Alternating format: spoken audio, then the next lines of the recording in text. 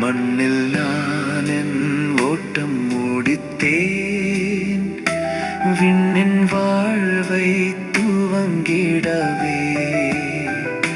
பிறப்பேனே நான் மறுரூபமாய் பரனே சுராஜன் சந்நிதி. தேவதூதர் கூட்டமே என்னை வரவேற்கவே ஆவலுடன் நின்றிடுவாரே. வெள்ளை ஆடை உடுத்தி எந்த நேசரின் முன்னில் அல்லேலூயா பாடிடு.